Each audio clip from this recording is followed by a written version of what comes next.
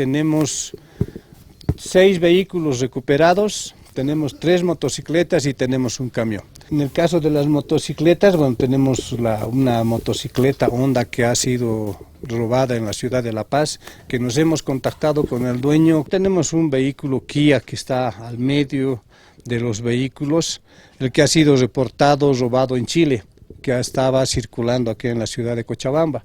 Presumimos que en una labor de patrullaje que hemos hecho y a lo mejor había el partido de fútbol la anterior semana, a lo mejor han ido ahí y pues se han percatado que estábamos nosotros por ahí y lo han dejado. Entonces la gente nos ha llamado, hay un vehículo abandonado acá, ¿por qué no vienen? Llévenla.